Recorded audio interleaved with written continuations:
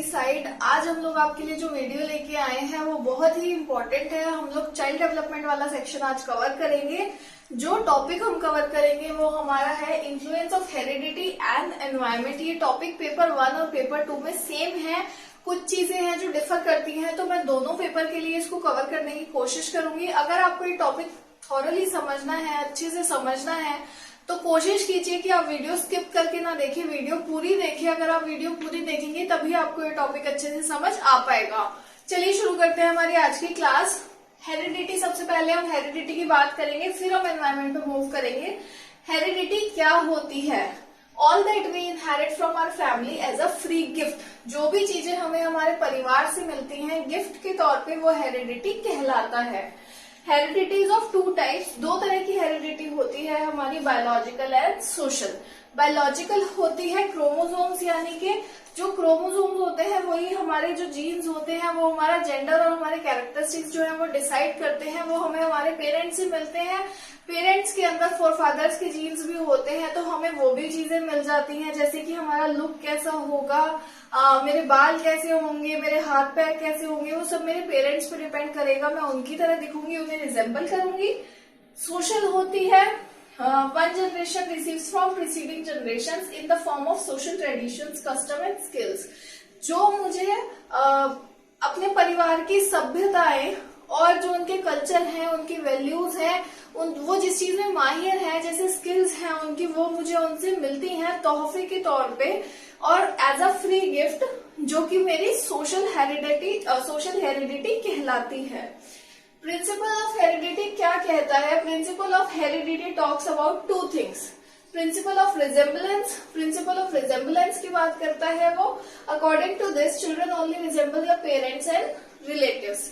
Same चीज है जो मैंने आपको बायोलॉजिकल में बताई थी कि बच्चा जो है वो अपने पेरेंट्स के जैसा या रिलेटिव्स के जैसा दिखाई देगा। सेकंड हमारा है प्रिंसिपल ऑफ वेरिएबिलिटी। वेरिएबिलिटी यानी कि थोड़ा सा अलग। Many children do not resemble their parents. बहुत बच्चे ऐसे आपने देखे होंगे जो अपने पेरेंट्स के जैसे नहीं दिखाई देते। There are instances where dull parents have bright childrens. बहुत बार ऐसा होता है कि पेरेंट्स बहुत ज्यादा पढ़ाई में अच्छे नहीं है, लेकिन जो बच्चा है वो बहुत ही ब्राइट है, गिफ्टेड है, वो जल्दी जल्दी चीजें सीख लेता है और बहुत ज्यादा इंटेलिजेंट है एक तरीके से। अगर ऐसे केसेस जो होते हैं वहां पे क्या होता है, this variation is universal in nature. ये वेरिएशन जो है वो यूनिवर्सल है नेचर पे। Every individual is unique in certain aspect. हर बच्चा जो है उसकी अपनी भी कुछ खासियतें होंगी। बहुत चीजें हमें हेरिडिटी से मिलती हैं, लेकिन बहुत चीजें हमारी अपनी खासियत भी होती हैं एज एन इंडिविजुअल। तो प्रिंसिपल ऑफ वेरिएबिलिटी उन खासियतों के बारे में बात करता है।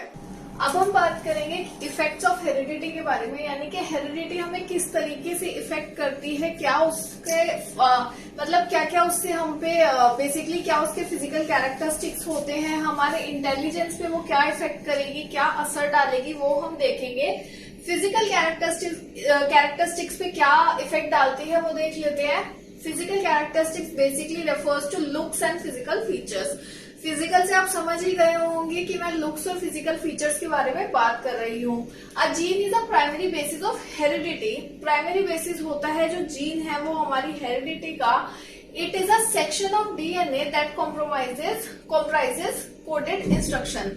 बेसिकली जो हमारा डीएनए होता है, हमारे क्रोमोसोम्स होते हैं, उसके अंदर हमारे जीन्स होते हैं। ये डीएनए का वो सेक्शन है जिसके अंदर जीन्स के अंदर कोडेड इंस्ट्रक्शंस हमारी होती हैं। So child development is largely affected by heredity factor. बच्चे की जो डेवलपमेंट है वो बहुत ज्यादा इफेक्ट करती है उसके हेरिडिटी फैक्टर्स से। द ट्विन्स या siblings will have same genetic formations through coded instruction में हैव मॉडिफिकेशन। उसने बोला ट्विन्स और सिबलिंग्स जो है उनके सेम जेनेटिक फॉर्मेशंस होंगे, लेकिन जो उनकी कोडेड इंस्ट्रक्शन है वो थोड़ी सी चेंज हो सकती है, तभी दोनों में थोड़ा थोड़ा फर्क होगा, चाहे वो लुक्स को लेके हो, चाहे वो बाकी चीजों को लेके हो। The offspring may not resemble his or her parents. बहुत बार ऐसा होता है कि बच्चा अपने पेरेंट्स को रिजेंबल नहीं करता, वो भी इसलिए कि उनकी कोडेड इंस्ट्रक्शंस अलग हो जाती हैं। कैरेक्टर की बात करते हैं। कैरेक्टर को किस तरह से इफेक्ट करती हैं? Inherit character traits from his parents, बच्चा जो है कैरेक्टर ट्रेट्स जो है वो अपने पेरेंट्स से ले लेता है कि उनका नेचर कैसा है, वैसे ही बच्चे का नेचर होने लगता है। अकॉर्डिंग टू डगवेल ने कहा था, how a persons nature character is also dependent on what the person inherit from his parents. इंसान का नेचर कैसा होगा, उसका कैरेक्टर कैसा होगा, वो भी इस बात पे डिपेंड करता है कि उसने अपने पेरेंट्स से क्या इनहेरिट किया है। The moral development in a child is a part of development and is deep rooted in human nature. जो मेरी मोरल डेवलपमेंट है वो भी मेरे नेचर पे डिपेंड करेगी, क्योंकि मेरा नेचर जैसा होगा, जो मैं अपने फैमिली से इनहेरिट करके पैदा हुई हूँ, अगर मैं एक चोरों की फैमिली में हूँ, पैदा हुई हूँ, तो शायद मेरे नेचर में ही चोरी होगी, मैं चोरी करूंगी और मुझे वो गलत भी नहीं लगेगा। तो मेरी मोरल डेवलपमेंट भी जो है वो इफेक्ट करेगी उसी हिसाब से। थर्ड हमारा आता है इंटेलिजेंस की इंटेलिजेंस को वो किस तरीके से इफेक्ट करेगा। Intelligence are basically specific genetic traits responsible for basically जो हमारे स्पेशल जेनेटिक ट्रेट होते हैं, मतलब कुछ अलग से जेनेटिक ट्रेट्स होते हैं जो डिपेंड करते हैं, जिसपे हमारी इंटेलिजेंस जो है वो डिपेंड करती है। Ability of effective learning, analysis and decision making capacity develops from the level of intelligence that a child inherits। जो हमारी लर्निंग कैपेसिटी है कि मैं कितनी जल्दी सीख पाऊंगी, एनालाइज कर पाऊंगी किसी भी चीज को, या डिसीजन ले पाऊंगी, ये तीनों चीजें यानी कि सीखना, एनालाइज करना और बेसिकली डिसीजन लेना, वो जो है वो डिपेंड करेगी मेरी इंटेलिजेंस के ऊपर। अगर मेरे पेरेंट्स बहुत इंटेलिजेंट थे, मैं बहुत इंटेलिजेंट हूँ, तो शायद उनके अंदर ये चीजें जल्दी करने की क्षमता थी, तो मैं भी जल्दी उस चीज को कर पाऊंगी। अकॉर्डिंग टू गॉडार्ड ने कहा था, intelligent parents will have intelligent child and vice versa. Goddard ने कहा था कि जो इंटेलिजेंट पेरेंट्स होते हैं, यानी कि ऐसे पेरेंट्स होते हैं जो बहुत ज्यादा समझदार है, दिमाग से तेज है, उनके बच्चे भी वैसे ही होंगे। और जो डल पेरेंट्स होंगे उनके बच्चे भी डल ही होंगे in most of the cases, but बहुत केसेस में ऐसा नहीं भी होता, ये हम सब जानते हैं। The mental ability inherited by the child determines how a child develops emotionally। बोल रहे हैं कि जो मेंटल एबिलिटी है, जो मेरी इंटेलिजेंस है, वो डिटरमाइन करती है कि मेरी मेंटल इमोशनल डेवलपमेंट कैसी होगी। अगर मैं मेंटली स्ट्रांग हूँ तो मेरी इमोशनल डेवलपमेंट भी स्ट्रांग होगी, मुझे छोटी छोटी बातें इफेक्ट नहीं करेंगी। लेकिन अगर मैं मेंटली वीक हूँ तो मेरी इमोशनल डेवलपमेंट भी वीक होगी। इमोशनल डेवलपमेंट जैसी भी होगी मेरी, वो अफेक्ट करेगी मेरी सोशल डेवलपमेंट को, मोरल डेवलपमेंट को और लिंग्विस्टिक डेवलपमेंट को। तो बेसिकली जो डेवलपमेंट है वो एज अ होल इफेक्ट होती है हमारी हेरिडिटी से। अब हम बात करेंगे इम्पोर्टेंस ऑफ हेरिडिटी के बारे में। हेरिडिटी की क्या इम्पोर्टेंस है, हेरिडिटी क्यों जरूरी है। Heredity lay down the foundation for the intellectual potential और एबिलिटी। हेरिडिटी जो है वो फाउंडेशन रखती है, बेस बनाती है हमारी इंटेलिजेंस का या हमारी एबिलिटी का। The showing it's inborn talent, इसलिए बच्चे का जो इनबॉर्न टैलेंट है, मतलब वो जो पहले से पैदा होने से पहले से उसे मिला है, इनबॉर्न है, वो भी हमें दिख जाता है। Every child inherits different type of intelligence from his or her parents. हर बच्चा अलग तरह की इंटेलिजेंस लेता है अपने पेरेंट्स से। हो सकता है कोई बच्चा एनालिटिकली बहुत अच्छा हो, कोई बच्चा सिंगिंग में अच्छा हो, कोई डांसिंग में, क्योंकि वो उसके पेरेंट्स से उसे मिला है। Teachers and parents should focus on the child's potential and nurture his or her ability. Teacher और पेरेंट्स को ध्यान देना चाहिए कि बच्चे की किस चीज में पोटेंशियल अच्छी है। सपोजिंगली कोई बच्चा ड्राइंग में अच्छा हो सकता है, कोई सिंगिंग में, कोई डांसिंग में, कोई पढ़ाई में, कोई मैथ्स में, कोई इकोनॉमिक्स में। टीचर को ध्यान देना चाहिए, पेरेंट्स को ध्यान देना चाहिए हमारा बच्चा किस चीज में अच्छा है, और हमें उसे नर्चर करना चाहिए उसकी उस एबिलिटी को, ताकि वो उसको और ज्यादा अच्छे से यूज कर पाए और उसे हेल्प करे। Heredity determines maturation which is a factor affecting learning. Heredity जो है वो डिटरमाइन करती है मैच्योरेशन हमारी, कि हमारी जो मेच्योरिटी है वो कब होगी, which is a factor affecting learning, जो कि एक बहुत इंपॉर्टेंट फैक्टर है जो हमारी लर्निंग को जो है इफेक्ट करता है। Like learning basic motor skills, जैसे कि हमारा बेसिक मोटर स्किल्स को सीखना। अब जैसे कि बेसिक मोटर स्किल्स है, जिन बच्चों के पेरेंट्स बहुत जल्दी, मतलब सपोजिंगली पैदा होते ही थोड़े टाइम में चलने लगे थे या बोलने लगे थे, उनके बच्चे भी ज्यादातर ऐसा होता है कि जल्दी चलने लगते हैं या बोलने लगते हैं, नहीं तो बहुत एक्टिव होते हैं। वो चीजें जो है वो हमें अपने पेरेंट्स से मिलती है। Heredity determines personality, that is temperament. जो हमारा टेम्परामेंट है कि मेरा बेसिकली पेशेंस लेवल कितना है, वो सब भी हेरिडिटी से ही डिसाइड होता है। Children seem to have distinct temperament from birth. बच्चे जो है उनका टेम्परामेंट जो है वो बर्थ के साथ ही बदलना शुरू हो जाता है। कुछ बच्चे बचपन से ही ज्यादा चिड़चिड़े होते हैं, कुछ बच्चे बाद में हो जाते हैं, तो वो चीज यहाँ पे हेरिडिटी से इन्फ्लुएंस होती है। टेम्परामेंट जो है वो हमारी लर्निंग को भी ग्रेटली इन्फ्लुएंस करता है कि मेरी एडवेंचरस मैं कितनी हूँ, मेरा अटेंशन लेवल कितना है, मैं कितनी जल्दी इरिटेट होती हूँ, कितनी जल्दी बोर होती हूँ, वो चीजें भी मेरे को मेरी हेरिडिटी से मिली है। अब हम बात कर लेते हैं कुछ स्टडीज के बारे में। स्टडीज यानी कि जो कुछ रिसर्चर्स थे उन्होंने स्टडी किया था कि हेरिडिटी जो है हमें किस तरीके से इन्फ्लुएंस करती है। सबसे पहले जो ये स्टडी की थी वो गैल्टन ने की थी। गैल्टन ने ये स्टडी जब की थी तो उन्होंने 997 एमिनेंट पीपल लिए थे ब्रिटिश के। एमिनेंट पीपल यानी कि फेमस लोग, 997 फेमस लोग लिए उसने, जो कि ब्रिटिशर्स थे। उसमें से 332 जो थे वो थोड़े अलग निकले, नॉर्मल निकले। फिर उसने 997 एवरेज लोग लिए, जिसमें से सिर्फ एक ही जो था वो फेमस हो पाया। Eminent men were found in families which have already one eminent member। उसने देखा कि जो एमिनेंट men थे यानी कि जो फेमस लोग थे वो ज्यादातर उन्हीं फैमिलीज में से थे जो फैमिली में ऑलरेडी कोई और फेमस था। उसने ये भी देखा कि जब एक फेमस इंसान ने, सपोजिंगली मैं बहुत फेमस हूँ, मैंने अपनी फैमिली से टाइज काट लिए हैं, मैं उनसे बातचीत नहीं करती, उनसे दूर रहती हूँ, तो मेरी फैमिली में इन फ्यूचर में बच्चे का एमिनेंट होना बहुत मुश्किल हो जाता है। तो एमिनेंट जो बिहेवियर था, जो फेमस होने की कला थी, वो भी हेरिडिटरी थी। उन्होंने यूके और यूएसए में भी कुछ स्टडी करी। उसने यूएसए में कुछ लोग लिए जिन्हें बहुत अच्छी फैसिलिटीज और अच्छी एजुकेशन दी गई, और यूके के जो एमिनेंट लोग थे उन्हें नॉर्मल एजुकेशन दी यहाँ पे इसने उनके बच्चों को। लेकिन इसने ये पाया कि जो फिर भी एमिनेंट लोग थे, यूके के लोग थे, उन्होंने बेटर परफॉर्म करा यूएस के लोगों से, जबकि यूएसए के लोगों को इन्होंने एमिनेंट यानी कि बेटर फैसिलिटीज दी थी। सेकंड हमारा आता है गोडार्ड। गोडार्ड जो है, गोडार्ड की स्पेलिंग है GODARD। गोडार्ड ने अपनी जो रिसर्च करी थी वो 1914 में करी थी। इन्होंने कलिकक फैमिली को स्टडी करा था। कलिकक जो था बेसिकली मार्टिया कलिकक एक सोल्जर था जो कि अमेरिकन रेवोल्यूशन में था। उसने एक फिबल माइंडेड लेडी के साथ सेक्सुअल रिलेशनशिप्स बनाए। फिबल माइंडेड यानी कि जो स्टूपिड हो, इंटेलिजेंट ना हो, डम हो, ऐसी औरत से उसने सेक्सुअल रिलेशनशिप्स बनाए और उन्हें एक बेटा हुआ जो कि ऑब्वियसली नाजायज था, इलेगिमिटेड था। तो गोडार्ड ने क्या किया, उसके फैमिली ट्री को स्टडी किया, जिसमें से उन्होंने 480 डिसेंट्स निकाले, यानी कि 480 उसके कनेक्शंस निकाले फैमिली ट्री में, जिसमें से उसने पाया 143 लोग जो थे वो फीबल माइंडेड थे, यानी कि स्टूपिड थे या डम थे। 291 जो थे वो ब्रॉड लाइन नॉर्मल थे, यानी कि थोड़े से स्टूपिड थे और लेकिन ज्यादा नॉर्मल थे।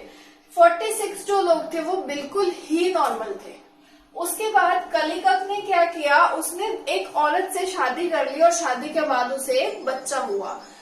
जब उसको बच्चा हुआ तो वापस से गोडार्ड ने उसकी स्टडी करी। उसने 496 डिसेंट निकाले उसके, यानी कि फैमिली ट्री में 496 कनेक्शन उसने निकाले, और उसने ये पाया कि उनकी फैमिली में सभी लोग जो थे वो इंटेलिजेंट थे या फिर अबव इंटेलिजेंट थे। ज्यादातर लोग लॉयर्स थे, डॉक्टर्स थे, मतलब अच्छी अच्छी पोस्ट पे थे।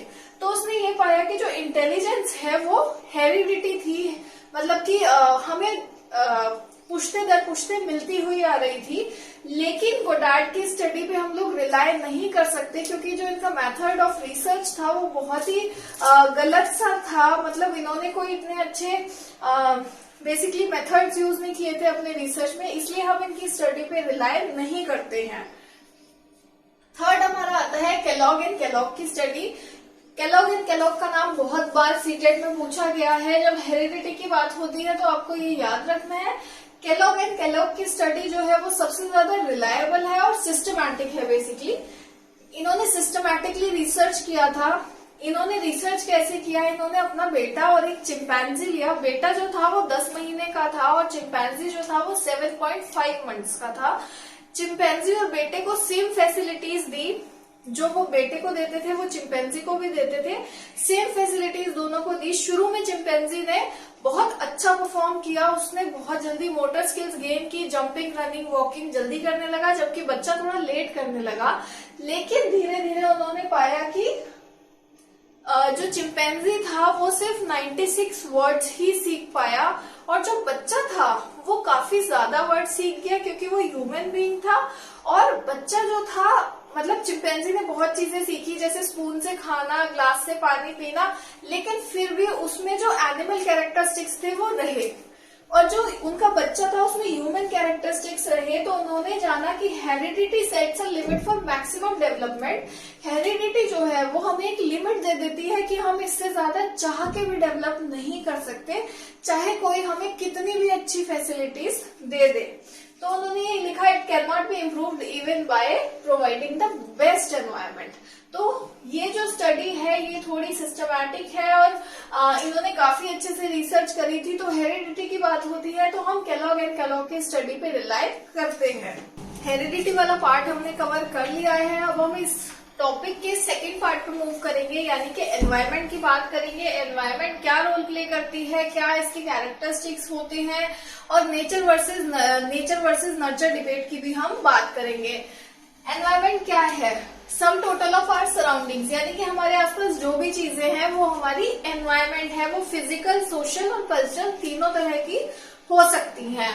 It has been derived from a French word environner meaning to surround. ये जो एनवायरनमेंट है ये फ्रेंच वर्ड से निकला है, जिसका मतलब जिसको हम फ्रेंच में एनवर्निया कहते हैं, जिसका मतलब होता है टू सराउंड, यानी कि किसी चीज के आसपास की surrounding. Environment refers to those which surrounds the living beings from all sides and affect their life in total। Environment जो है रेफर करता है उन चीजों को जो कि एक लिविंग बीइंग को चारों तरफ से सराउंड करके रखती हैं और अफेक्ट करती हैं उनकी लाइफ, उनकी डेवलपमेंट को। Environment plays an important role in the development of child. Environment जो है बहुत जरूरी रोल प्ले करती है डेवलपमेंट ऑफ द चाइल्ड में। Contribution of environment is equally important in the development of child as heredity। Contribution जो है environment का वो equally important है। हम सिर्फ heredity पे rely नहीं कर सकते, हमें environment पे भी rely करना पड़ेगा, यानी कि दोनों चीजें जो है वो बैलेंस में चलनी चाहिए, तो बच्चा जो है वो अच्छे से डेवलप कर पाएगा। Cultural social psychologist plays more importance on environment than heredity। जो सोशल साइकोलॉजिस्ट हैं या जो कल्चर के इन्फ्लुएंस की बात करते हैं, जो सोशल के इन्फ्लुएंस की बात करते हैं, सोसाइटी के इन्फ्लुएंस की बच्चे में बात करते हैं, वो जो है वो एनवायरनमेंट को बहुत ज्यादा फोकस देते हैं। वो हेरिडिटी से ज्यादा एनवायरनमेंट की बात करते हैं। वो कहते हैं एनवायरनमेंट जो है वो ज्यादा बच्चे की डेवलपमेंट में रोल प्ले करता है। अब हम बात करेंगे इफेक्ट ऑफ एनवायरनमेंट के बारे में, यानी कि एनवायरनमेंट जो है वो किस तरीके से हमें इफेक्ट करती है, बच्चे की डेवलपमेंट को किस तरीके से, एक तरीके से बेसिकली क्या इफेक्ट आएगा एनवायरनमेंट का, उसकी हम बात करेंगे। सबसे पहले बात करेंगे फिजिकल डिसिमिलैरिटीज की। मोस्टली हेरिडिटी होती है फिजिकल, जो हमारा जितने फिजिकल फीचर्स हैं वो हेरिडिटी होता है, ये मैंने आपको हेरिडिटी में बताया था। But physical environment affects people like people living on mountains are short. वो कह रहे हैं कि फिजिकल फीचर्स जो है वो हेरिडिटी पे डिपेंड करेंगे, लेकिन फिर भी जो हमारा फिजिकल एनवायरनमेंट है वो हमारे फिजिकल फीचर्स को इफेक्ट करता है। जैसे कि जो लोग पहाड़ों पे रहते हैं वो हाइट में छोटे होते हैं, उनके बाल ज्यादातर स्ट्रेट होते हैं। इसी तरीके से जो प्लेन में रहते हैं वो लोग लंबे होते हैं। तो ये जो हमारा एनवायरनमेंट है वो हमें इफेक्ट करता है। Change in place affects the persons physical structure. अगर मैं एक जगह से दूसरी जगह चली जाऊं तो मेरा फिजिकल स्ट्रक्चर, मेरे होने वाले बच्चे का फिजिकल स्ट्रक्चर जो है वो चेंज हो सकता है। फॉर एग्जाम्पल, अगर इंडियन पेरेंट्स हैं, अगर वो जाके यूएस में सेटल्ड हैं, तो उनके बच्चे जो है उनको एक फिजिकल एनवायरनमेंट अलग मिलेगा, तो उनका डेवलपमेंट उस तरीके से होगा। हो सकता है उनकी हाइट वहां के हिसाब से थोड़ी ज्यादा लंबी हो जाए, फीचर्स पेरेंट्स जैसे ही हो लेकिन फिर भी रंग बहुत साफ हो जाए। तो वो चीजें जो है वो डिपेंड करती है हमारे फिजिकल एनवायरनमेंट पे। नंबर 2 हमारा आता है effect of superiority of races. कुछ रेसेस जो है वो सुपीरियर होती हैं because of heredity, not because of heredity but because of environment. कुछ रेसेस जो है वो सुपीरियर होती है एनवायरमेंट की वजह से। These races are able to score better because they are better equipped with intelligent culture and social environment.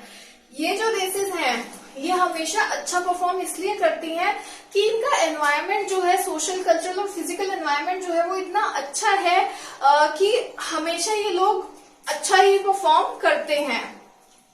Effect on mental growth. Mental growth पे हमारी एनवायरमेंट क्या इफेक्ट करती है? साइकोलॉजिस्ट गार्डन जो थी उन्होंने कहा था कि मेंटल ग्रोथ जो है वो स्लो डाउन हो जाती है absence of proper social and cultural atmosphere.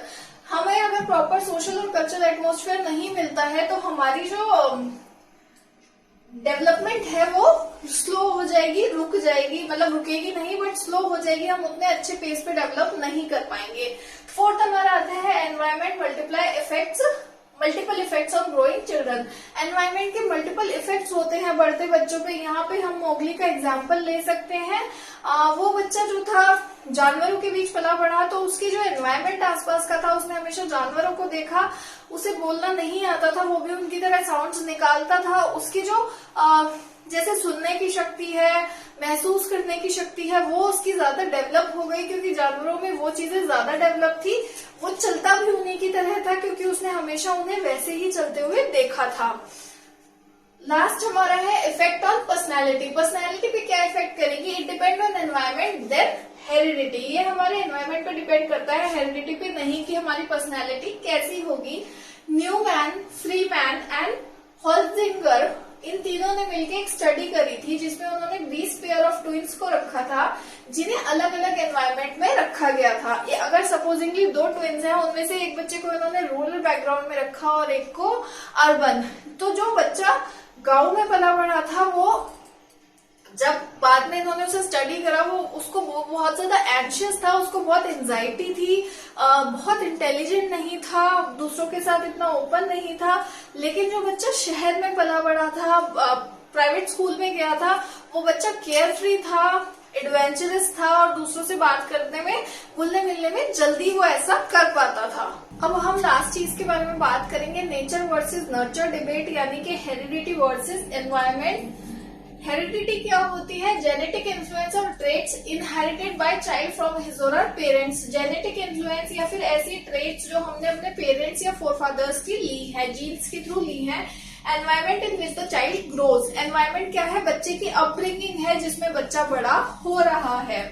Philosopher like Plato and Socrates suggests that a child is born with intelligent talents and skills that is regardless of environment influences। वो कहते हैं, जो प्लेटो और स्कोरेट थे, उन्होंने बोला कि बच्चा जो है वो पैदा होता है इंटेलिजेंस के साथ, टैलेंट्स के साथ और बहुत सारी स्किल्स के साथ, उसमें एनवायरमेंट का कुछ भी लेना देना नहीं है। Thinkers like John Locke believe that mind begins with a blank slate and knowledge is determined by experiences। John लोके जो थे, उन्होंने बोला कि हमारा दिमाग जो है जब हम पैदा होते हैं वो ब्लैंक स्लेट होता है, उस पे लिख कर सकते हैं हम। जब हम एक्सपीरियंसेस करते हैं अपने आसपास के एनवायरनमेंट में अलग अलग, तब हम उस पे चीजें लिखते हैं या सीखते हैं।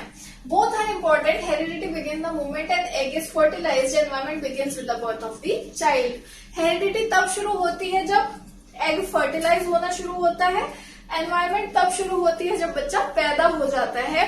हम ये समझ सकते हैं दोनों ही इम्पोर्टेंट है।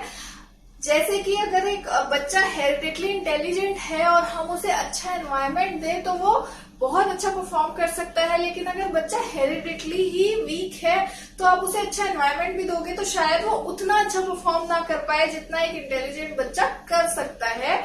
हेरिडिटी में बच्चा क्या है, पेरेंट्स के गुणों के साथ साथ कुछ बुरी चीजें भी लेता है, बुरी आदतें भी लेता है और कई बार बीमारियां भी इनहेरिट कर लेता है। एनवायरमेंट में ऐसा नहीं है, बच्चा बीमारियां एक दूसरे से कांटेक्ट से ले सकता है, लेकिन फिर भी उसके चांसेस बहुत कम होते हैं। तो आज की वीडियो में हमने एनवायरमेंट एंड हेरिडिटी का टॉपिक कवर करा, जो हमारा पेपर 1 और पेपर 2 दोनों में आता है। आप कोशिश करिए वीडियो पूरी देखिए, स्किप मत करिए, आपको पूरी वीडियो देखने पे ये समझ आ जाएगा। टॉपिक इजी है, डिफिकल्ट नहीं है। थोड़ा ध्यान दीजिए। अगर आपको समझ आया है, वीडियो अच्छी लगी है तो हमें लाइक करें, कमेंट करें, सब्सक्राइब करें। Thank you.